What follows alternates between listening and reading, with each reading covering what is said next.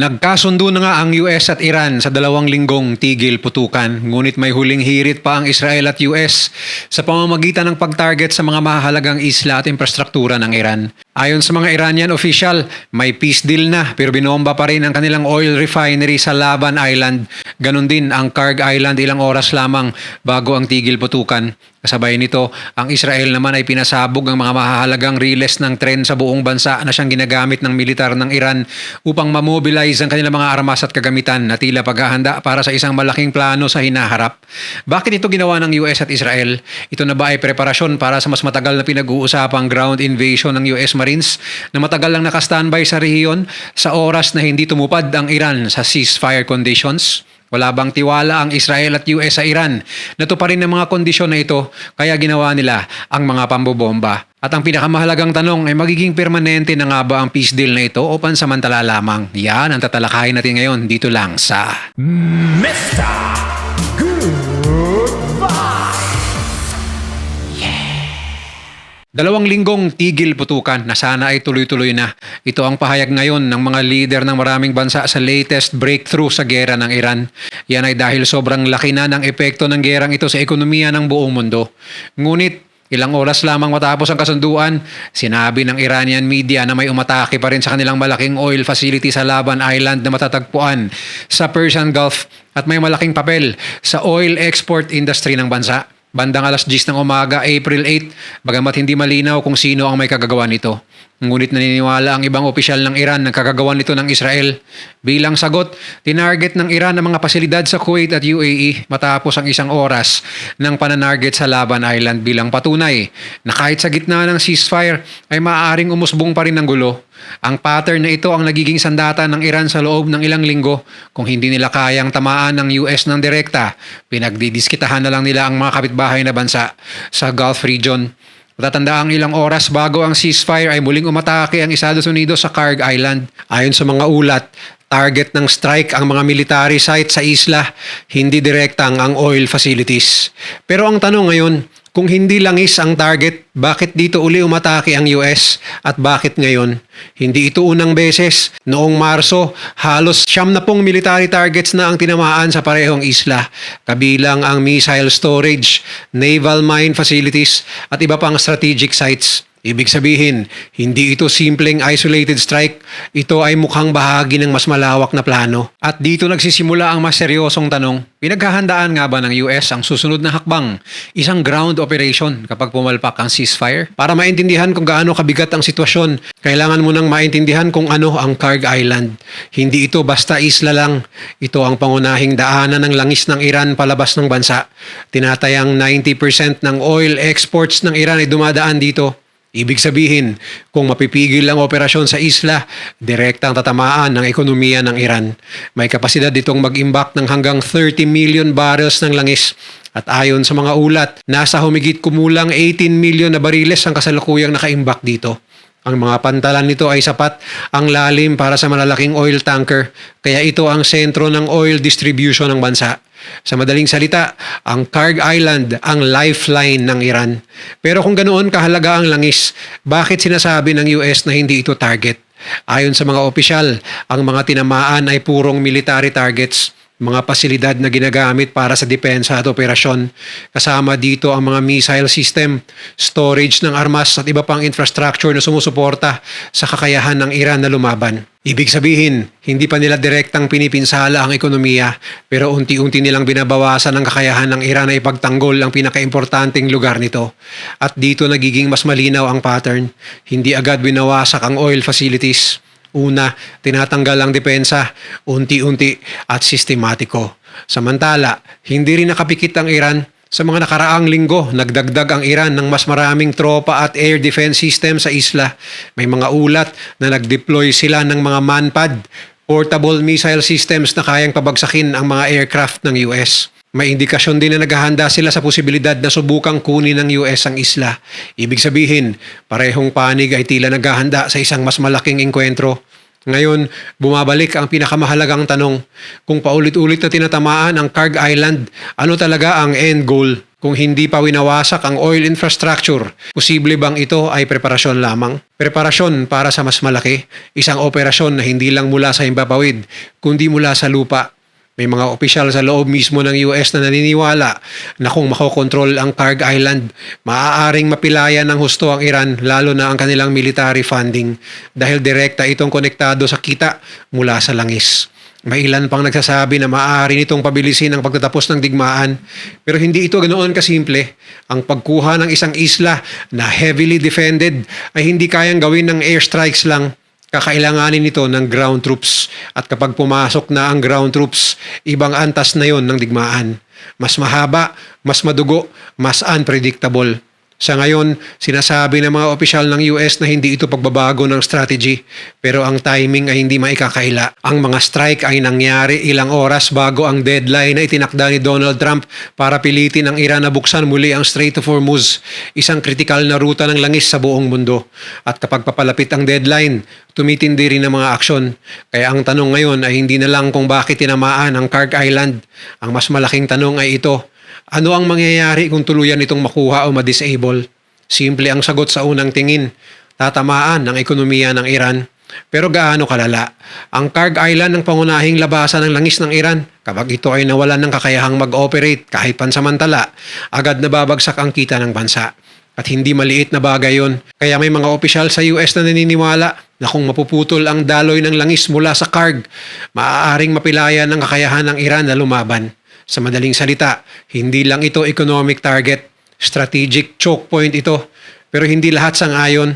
May mga analista na nagsasabing kahit gaano kahalaga ang Kharg Island, hindi sapat ang pagkuha nito para tuluyang pabagsakin ng Iran.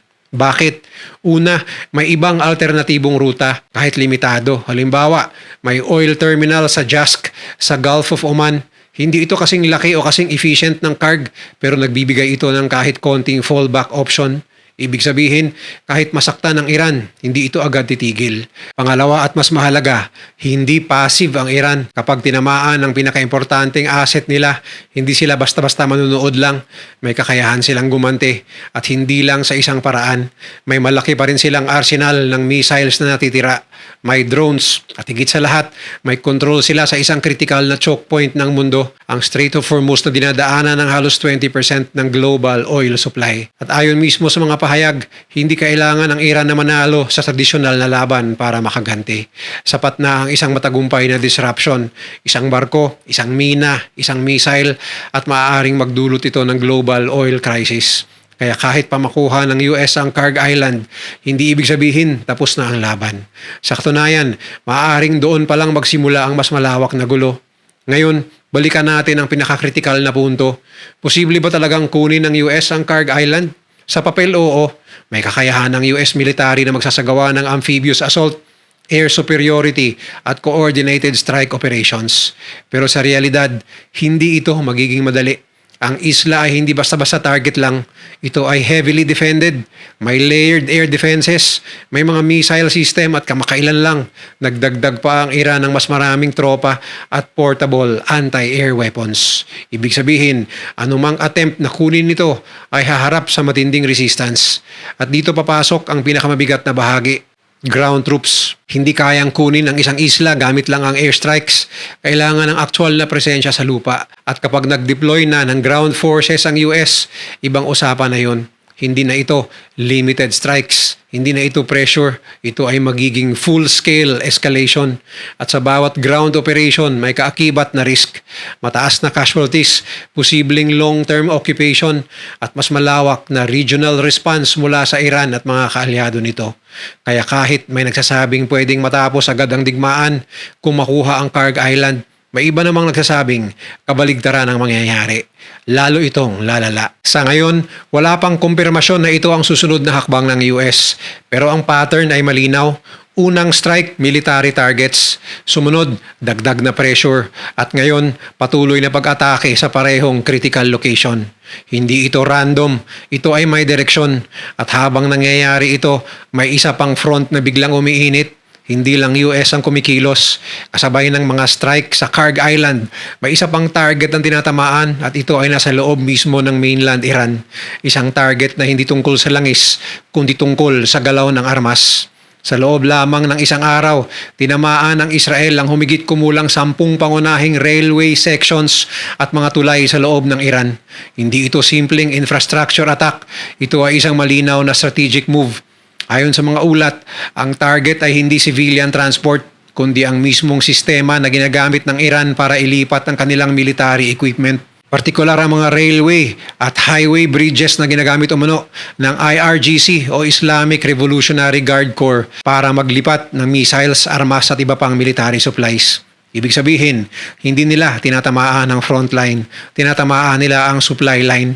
At kapag tinamaan ang supply line, ang epekto ay hindi agad nakikita pero malalim. Kapag hindi makagalaw ang armas, hindi makakapag-resupply ang mga tropa. Kapag hindi makakapag-resupply, humihina ang depensa. At kapag humina ang depensa, mas nagiging vulnerable ang buong bansa sa susunod na strike. Bago isinagawa ang mga pag-atake, nagbigay pa ng babala ang Israel sa mga sibilyan. Pinayuhan ng mga Iranian na umiwas muna sa paggamit ng tren at railway infrastructure hanggang sa itinakdang oras. Isang indikasyon na alam nilang tatamaan ang mismong network at ilang oras lang matapos ang babala, sumunod ng mga pagsabog.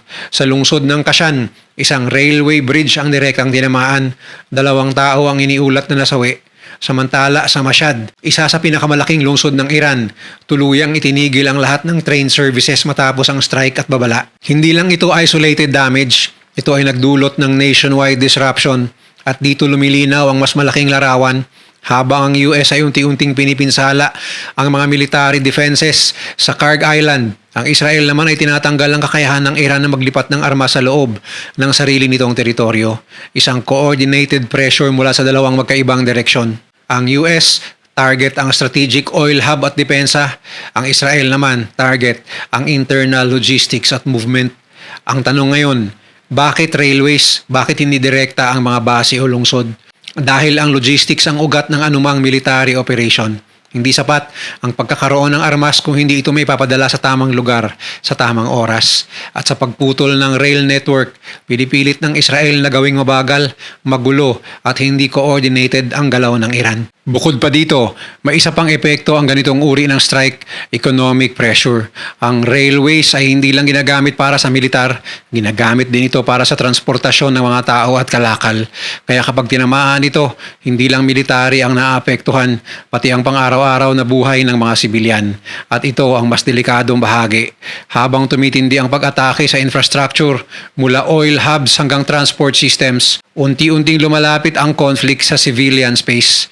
Hindi na lang ito laban ng militar, unti-unti nadadamay na ang buong bansa. At habang nangyayari ito, may isa pang mas mabigat na banta ang paparating. Isang ultimatum, isang deadline, at isang babala na maaaring magbago sa direksyon ng buong digmaan sa mas mapanganib na antas mula mismo kay Donald Trump. Ayon sa pahayag, binigyan ng US ang Iran ng takdang oras para buksan muli ang Strait of Hormuz, isang kritikal na ruta kung saan dumadaan ang malaking bahagi ng global oil supply.